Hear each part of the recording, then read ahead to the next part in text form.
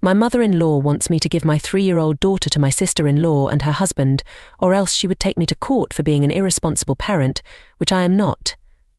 I'm a 35-year-old single dad to my 3-year-old daughter, Lily. My wife Sarah passed away 2 years ago from cancer. It was a devastating loss for both me and Lily, but we've been doing our best to move forward and create a happy life together. Recently, my mother-in-law Karen, who is 58 years old, approached me with a shocking request. She wanted me to give custody of Lily to Sarah's younger sister Emily, who is 30, and her husband John, who is 32. Karen's reasoning was that Lily needed a proper family with a mother figure and that Emily and John were better suited to raise her. I was completely blindsided by this request. Lily is my daughter, and I've been doing everything in my power to give her a loving and stable home since Sarah's passing.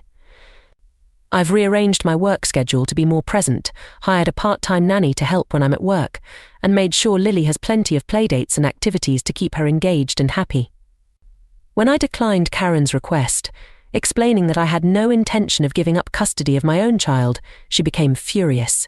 She accused me of being selfish and not thinking about what was best for Lily. I tried to remain calm and reiterated that I was perfectly capable of raising my daughter, but Karen wouldn't listen.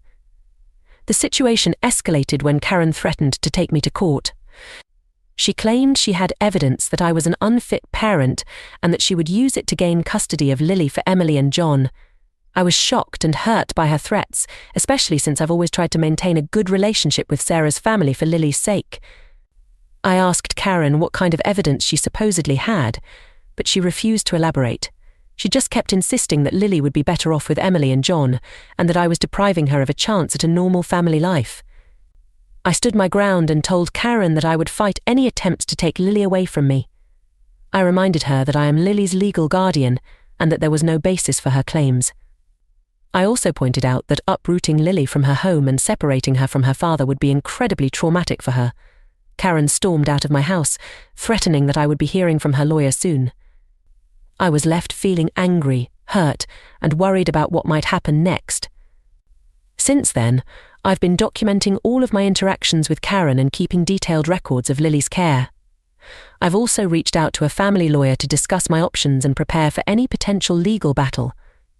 I'm confident that I'm doing the right thing by keeping Lily with me, but Karen's accusations and threats have left me feeling shaken.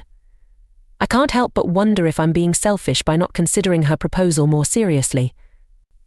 Emily has been struggling with fertility issues due to hormonal complications. She and John have been trying to have a child for several years without success.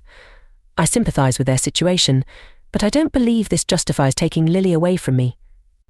Over the next few days, I tried to maintain our normal routine for Lily's sake.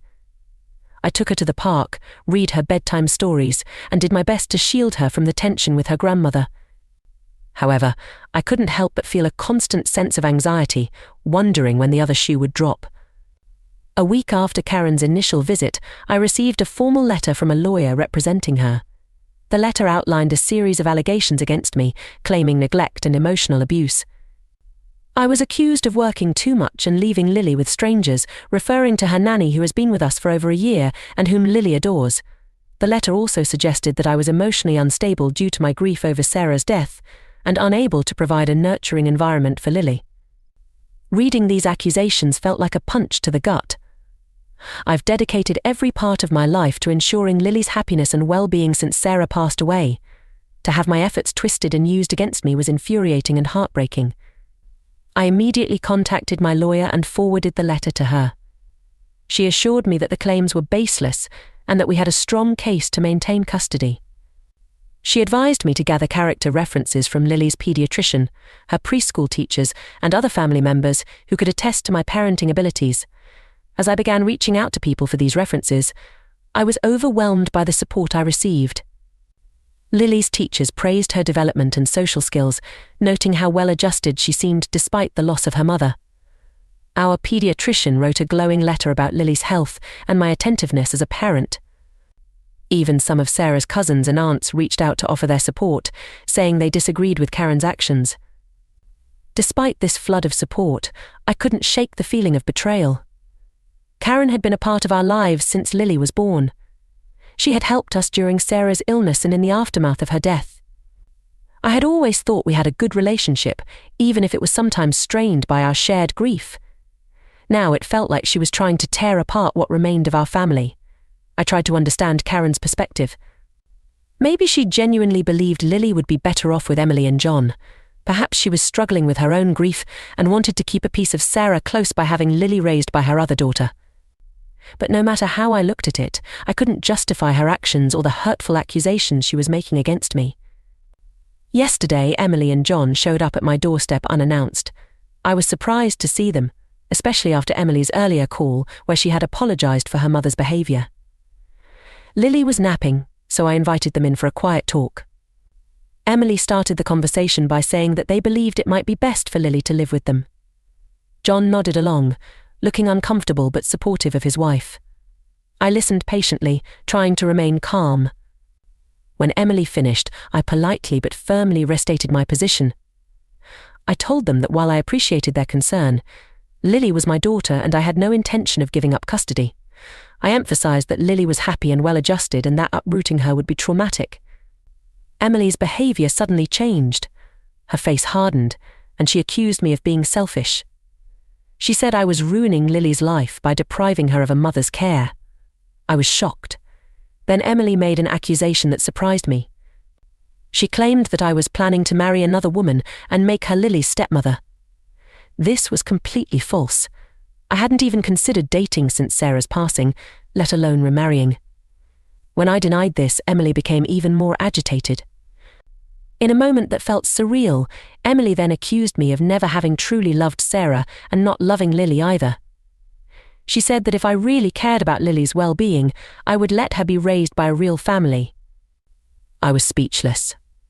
The confrontation left me feeling more determined than ever to protect Lily. I don't know what the future holds, but I'm ready to fight for my daughter. I was stunned into silence by the brutality of Emily's words as I struggled to respond. John tried to calm Emily down, but she brushed him off. She stood up abruptly and declared that they would be back with their lawyer. Emily stated that they would fight for custody and that I should prepare myself to lose Lily. They left quickly after that, leaving me reeling from the encounter.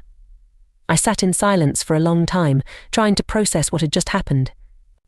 After collecting myself, I called my lawyer to update her on this new development. She advised me to document the visit and Emily's threats, assuring me again that they had no legal grounds to take Lily away from me. That night, as I tucked Lily into bed, I held her a little tighter than usual. I promised her and myself that I would do everything in my power to protect our little family. The road ahead might be difficult, but I was prepared to face whatever challenges came our way. 2 days after Emily and John's visit, I received a call from Sarah's grandmother, Elizabeth. She's always been a voice of reason in the family, and I was relieved to hear from her. However, what she told me left me shocked and furious. Elizabeth informed me that she had overheard a conversation between Karen and Emily. It turned out that their sudden interest in gaining custody of Lily wasn't just about family or providing a mother figure. There was a significant financial motivation behind it. Sarah had inherited a substantial sum of money from her late grandfather, and we had decided to put all of that money into a trust fund for Lily's future. The money was legally Lily's, to be accessed when she turned 25. Elizabeth explained that Karen and Emily believed that if they gained custody of Lily, they would also gain control over this inheritance. They saw it as a way to solve Emily's financial struggles and fund expensive fertility treatments. I was furious. The idea that they would use Lily as a pawn in their scheme to get their hands on money that rightfully belonged to her was beyond comprehension. It explained their sudden change in behavior and the lengths they were willing to go to in order to get custody. Immediately after ending the call with Elizabeth, I contacted my lawyer. I explained the situation and asked for advice on how to protect Lily and her inheritance. My lawyer advised me to take the following steps: document Elizabeth's statement, review the trust documents to ensure it was ironclad and couldn't be accessed or altered if custody changed, inform the trustee of the potential custody dispute to prevent any unauthorized changes.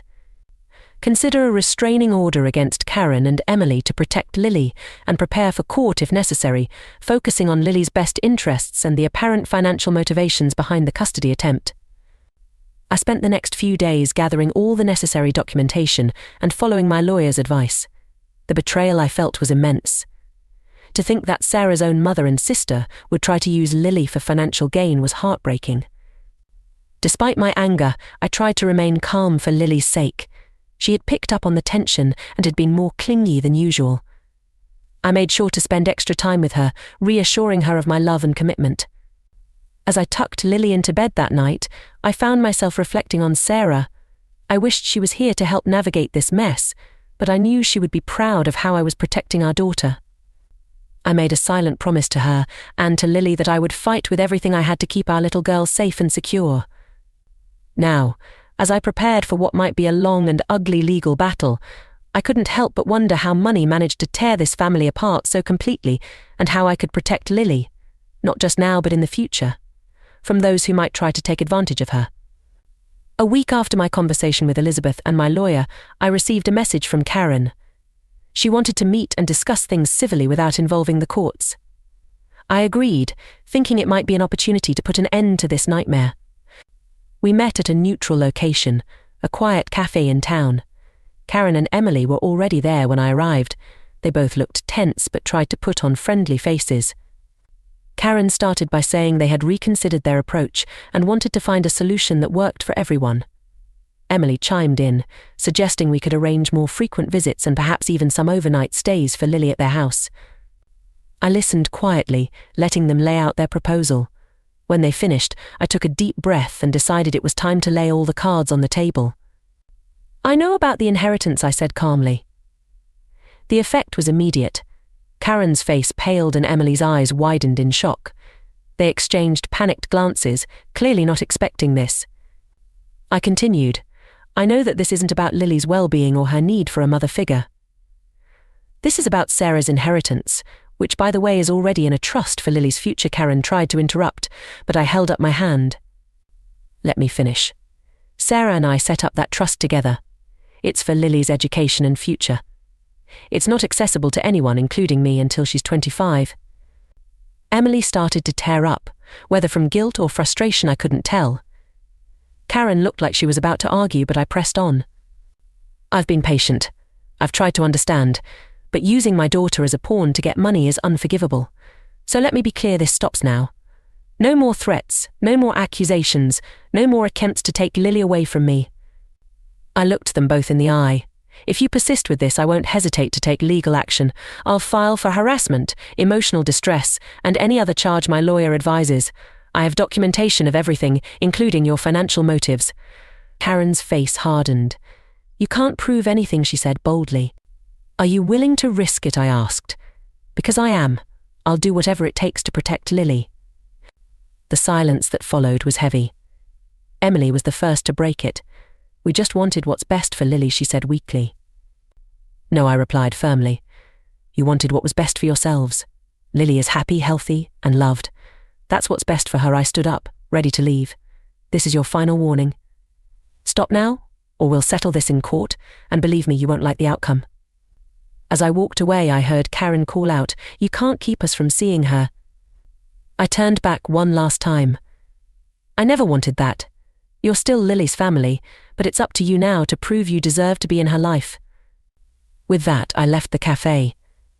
As I drove home, I felt a mix of emotions: relief at having confronted them, sadness at how things had turned out, but mostly a renewed determination to protect Lily and give her the life Sarah and I had dreamed of for her. When I got home, I hugged Lily tightly, grateful for her innocence in all of this. I hoped that one day, when she's older, she'll understand that everything I did was out of love for her. 6 months later, the aftermath wasn't easy, but things have gradually settled into a new normal. Karen and Emily formally apologized, acknowledging their wrongdoing and expressing remorse for their actions. While I appreciated this step, I remained cautious. We've slowly rebuilt some form of relationship, primarily for Lily's sake. They now have supervised visits once a month. It's not perfect, but it's a start. Lily is thriving. She's happy, energetic, and growing more like Sarah every day. We talk about her mum often, keeping her memory alive. I've started a support group for single parents who've lost their partners. It's been healing to connect with others who understand this journey. As for me, I'm taking it one day at a time. The experience has made me more protective of Lily, but also more appreciative of the life we have together. I'm grateful for the support I received and the strength I found to stand up for what's right. Lily's future is secure, and that's what matters most.